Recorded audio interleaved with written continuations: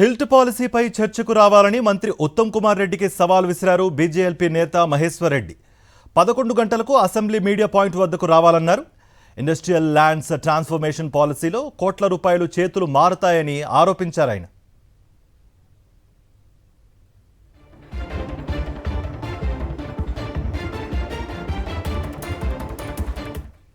Right, ఇదే అంశానికి సంబంధించి మరింత సమాచారం మా ప్రతినిధి రాకేష్ రెడ్డి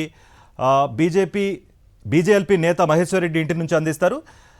రాకేష్, మీ దగ్గర ఎటువంటి అప్డేట్స్ ఉన్నాయి? ఏదైతే సవాల్ విసిరారో, ఛాలెంజ్ చేశారో దానికి సంబంధించి స్వీకరించే అవకాశాలు ఏమైనా కనిపిస్తున్నాయి? మీ దగ్గర ఎటువంటి అప్డేట్స్ ఉన్నాయి? హిల్ట్ వ్యవహారంపై బీజేపీ ఎల్పీ నేత మహేశ్వర్ రెడ్డి తీవ్ర స్థాయిలో ప్రభుత్వంపై ఆరోపణలు చేస్తున్నారు.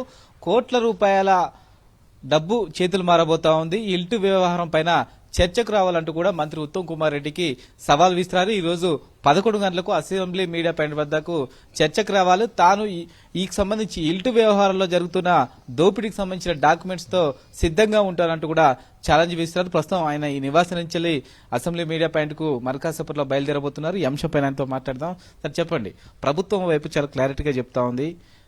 మంత్రిమండలి మొత్తం నిర్ణయం తీసుకుంది. కాలుష్య కారకాలకు సంబంధించిన ఇండస్ట్రీలని మేము ఓఆర్ఆర్ అవతలకు తరలించబోతా ఉన్నాం. ఇందులో ప్రభుత్వానికి లాభం తప్ప 1 రూపాయి కూడా నష్టం లేదనేది వాళ్ళు చెప్తున్నమాట. మీరేమో లక్షల కోట్ల రూపాయల అవినీతి జరుగుతూ విమర్శలు చేస్తున్నారు. నేను అనేక సార్లు ఈ అంశం మీద గత 6 రోజుల నుంచి మాట్లాడుతూ ఉన్నాను.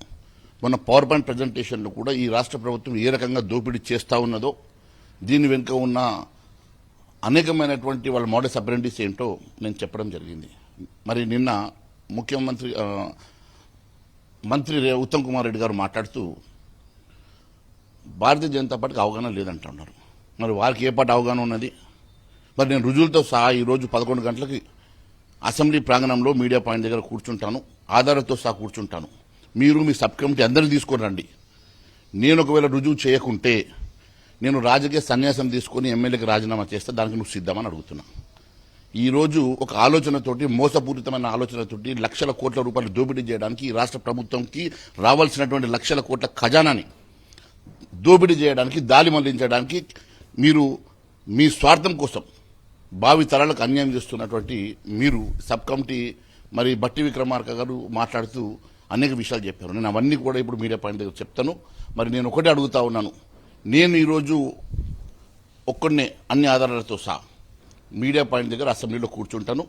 వారందరూ సబ్ కమిటీ మెంబర్స్ వస్తారా, కేబినెట్ మొత్తం కలిసి వస్తారా, రమ్మనండి.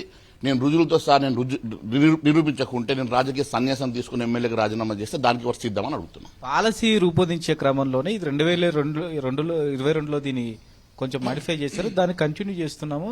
ఇండస్ట్రియల్ని గృహాల మధ్యలో ఉన్న వాటిని తరలించాలంటే కొన్ని రూల్స్ మాడిఫై చేయాలి. అవి తరలించడం ఈ ప్రభుత్వమైనా ఏ ప్రభుత్వం చేయాలనేది కదా వాళ్ళు చెప్తుంది. ఇందులో రూపాయి కూడా సంబంధించి చేతులు మారడానికి అవకాశం లేదనేది వాళ్ళు బలంగా చెప్తున్నారు. చూడండి, ఈరోజు కోకాపేటలో 150 కోట్ల ఎకరం పలుకుతున్నటువంటి విలువైనటువంటి భూములు ఓఆర్ఆర్ లోపల 9,292 ఎకరాల భూమి ఒక్క సంతకంతో దారాదత్తం చేసి నీతులు మాట్లాడుతున్నటువంటి మంత్రి మండలికి నేను అడుగుతా ఉన్నాను. ఈరోజు ఈ రాష్ట్రానికి అనేకమైనటువంటి వనరులు చేకూర్చేటువంటి సంపదను కొల్లగొడుతూ మీరు గత ప్రభుత్వం చేసింది కాబట్టి మేము చేస్తామని చెప్పడం సిగ్గుచేటని చెప్పి తెలియజేస్తా ఉన్నాను. మీ దగ్గర ఆధారాలు ఉన్నాయంటున్నారు, ఏమైనా చూపెట్టగలుగుతారా?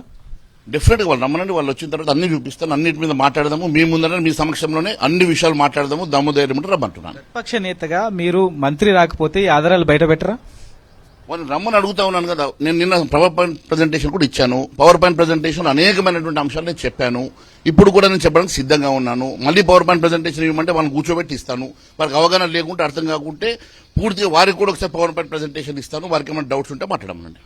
ఇది మొత్తానికైతే మరికాసేపట్లోనే అసెంబ్లీ మీడియా పాయింట్ కు మహేశ్వర్ రెడ్డి చేరుకోబోతున్నారు. మంత్రి ఉత్తమ్ కుమార్ రెడ్డి వస్తే ఈ యొక్క హిల్ట్ పాలసీలో ఏం జరగబోతుంది, ఎలా చేతులు మారబోతుంది డబ్బు అనే విషయాన్ని వివరిస్తాను, అవగాహన కల్పిస్తానంటూ కూడా చెప్తున్న పరిస్థితి కనబడుతుంది. మొత్తానికైతే బీఆర్ఎస్, కాంగ్రెస్ అలాగే బీజేపీ మధ్య హిల్ట్ పాలసీ విషయంలో అయితే అధికార పార్టీ పైన 2 ప్రతిపక్ష పార్టీలు ఎదురుదాడి చేస్తున్నాయని చెప్పుకోవచ్చు. దీనికి మరి మంత్రి ఉత్తమ్ కుమార్ రెడ్డి ఏం సమాధానం చెప్తారు, ఈ ఆరోపణల పైన ఎలాంటి వివరణ ఇస్తారనేది చూడాలి. Thank you Rakesh.